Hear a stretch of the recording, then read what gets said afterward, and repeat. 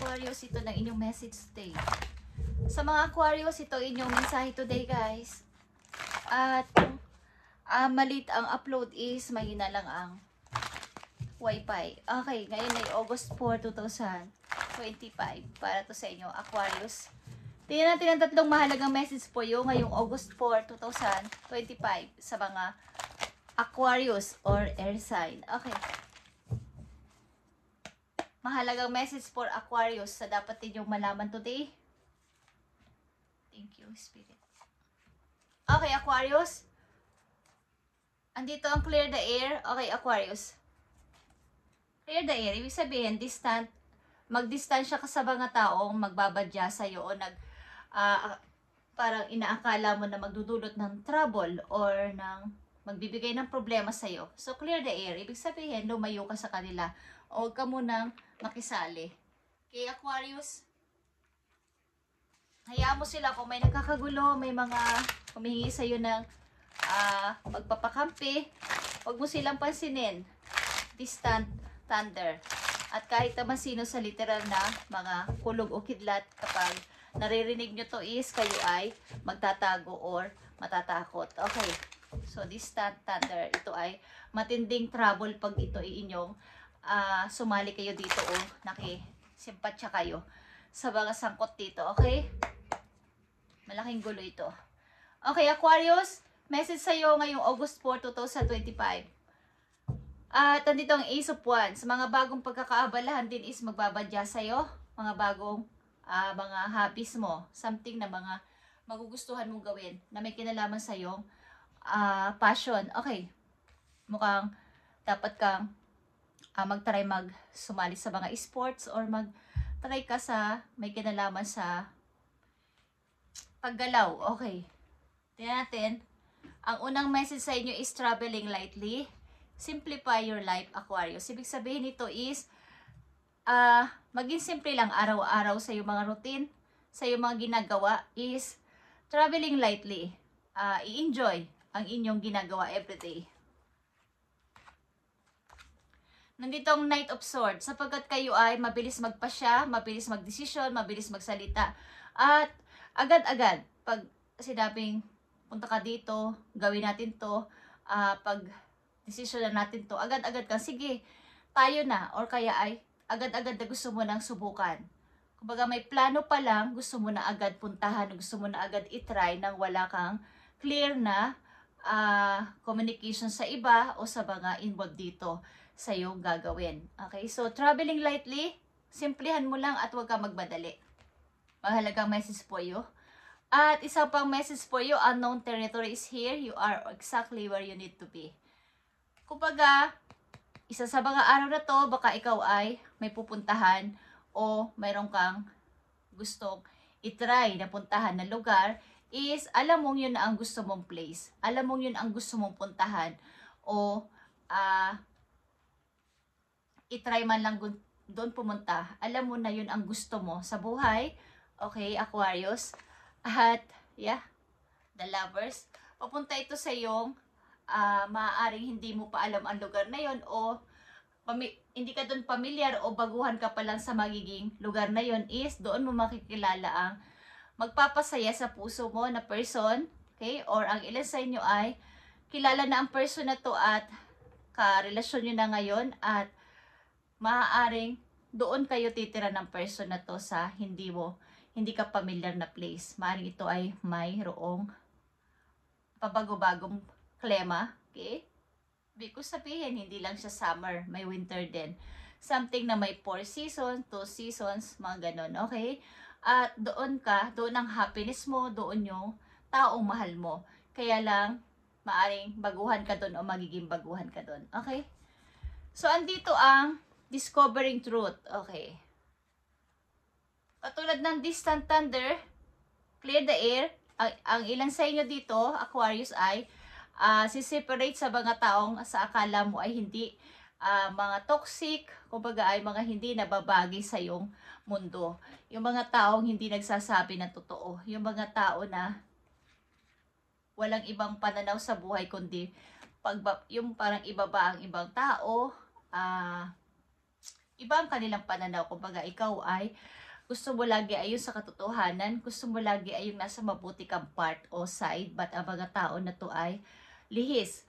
Kaya ikaw ay maaaring may ibang pananaw at separate ka muna sa kanila. Okay, Aquarius? At yeah, dito ang King of Wands. Aquarius, ikaw as a King of Wands ay may maabilidad, okay? Entrepreneur, something na ikaw ay provider din sa tahanan ninyo at responsable. Ito ay Aries, Leo energy, but ito as you, okay? As a King of Wands, ikaw ay provider at talagang mamisteryosa na person na may paninindigan at merong pananaw sa buhay na hindi pwedeng, hindi mababali. Pag ito yung pananaw ko, ito yung pinaniniwalaan ko, dito ako, kahit mag-isa lang ako. Okay? So yan ang napakahalagang message sa inyo, Aquarius, today, August 4, 2025. At ikaw ay naniniwala na kahit wala sila sa tabi mo, basta ito ay nasa mabuti, is okay lang. Basta ako ay nasa mabuti. So, pinapayo sa iyo dito na huwag ka magbatali sa lahat mong pagdidesisyonan. Huwag kang papasta-basta sa desisyon mo. Pag-isipang mabuti ito. Traveling lightly. Simplify your life. Huwag magmadali. Pag-isipang mabuti ang pagpapasyahan o paplanuhin simula sa araw na to. At ilan sa inyo ay pupunta sa lugar na hindi ka pamilyar, but andun ang kaligayahan mo, andun ang taong mahal mo, at marito ay may iba't ibang klema ng place na to. Yeah. At plano mong doon maghanap ng work o plano mong doon mag-start ng bagong, kumbaga maghanap ng mapagkakitaan. Okay, Aquarius, tingnan natin pa. Message po yun na napakahalaga. Dito, Knight of Swords, Lovers, at saka the King of Wands. Yeah, opportunities paparating sa inyo, guys. Knight of Swords is here. Yeah, Knight of Swords is Page of Pentacles. Ang usapin kasi dito sa traveling lightly ay yung may kinalaman to sa inyong desisyon at pag-communicate sa ibang tao na clear. At ito ay about sa opportunity, guys. Something na may magme-message sa inyo about sa opportunity, trabaho, at nababanggit dito ang traveling lightly. Okay, may kinalaman din sa pagta-travel ito. At pag-isipan mo itong mabuti at wag mo itong papakawalan. Hawakan mo itong mabuti ang opportunity na to at wag mo nang ipagpabukas pa o sa isang taon pa.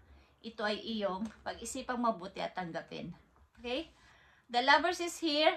Yeah? Maaring dealing kayo sa Leo or Aries, guys. Malakas dito ang King of Wands or Fire sign. Maaring itong tao na to ang minamahal mo at ina-idol mo. Something na kahit ikaw ay leader, kumbaga, as a leader o provider din sa inyong pamilya o sa isang komunidad, is ang tao na to din ay hinahangaan mo sa pagiging para magkatulad kayo ng ugali, okay, ng person na to. Maaari ito ay fire sign or Gemini, Aquarius, ang person na uugnay sa'yo o nasa energy ng King of Wands and Gemini. Okay. At maaaring hinahangaan mo to sa kanyang pagiging isang leader type at magandang pinuno. Magandang magpasunod, okay, sa buhay. At maaaring ang tao na to ay susundan mo o dito ka gustong sumama sa person na to, unknown man ang territory na to o ang komunidad na to, para sa iyo ay ito talaga ang gusto mo. Okay? At King of Wands is here, okay, guys? May plano isang person dito na ikaw talaga ay i-date o something na bigyan ng regalo or ayaing mag-date o kumain sa labas. Okay, sa katauhan sa energy ng Scorpio, Aries, Leo, or Gemini. Okay, guys, napakaganda. At maaaring kayo ay kakikilala mo pa lang sa person na to at ito ay, kung ito'y karelasyon mo na, maaaring ikaw ay sasama sa person na to sa kanilang bansa o sa kanilang lugar. Ito ay may 4 seasons. Something na hindi lang summer. May iba't ibang season ang lugar dito. At malinis. Okay. Magandang mga puno. Baga, nag-iiba ng seasons talaga, nag-iiba din yung mga kulay ng puno. Just saying. Okay, Aquarius, tingnan natin pa magandang message po yun.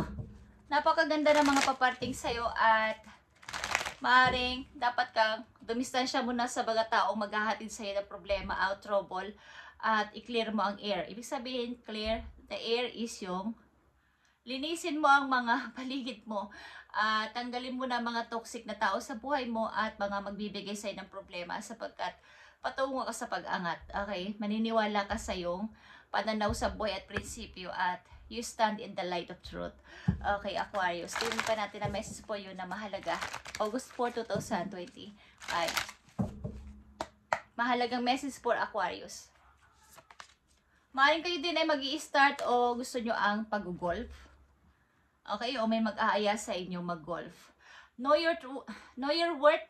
Ibig sabihin, alam mo na ikaw ay may halaga at alam mo ang kahalagahan mo sa buhay. Alam mo meron kang kayang gawin at alam mo yan sa sarili mo. So, maging real ka sa lahat. Sa araw-araw mo ginagawa. Patunayan mo na kaya mo sapagkat kaya mo naman talaga. Okay? Huwag kang mawala ng tiwala sa sarili. At kapag dumating ang opportunity na to, may magme-message sa'yo dito, is, huwag mo na itong pakawalan, Aquarius. I-accept mo to. Kaya lang ay pag-isipan mo itong mabuti at huwag padalos-dalos. Okay? Traveling lightly. Simplify your life. Message for Aquarius today, August 4, 2025.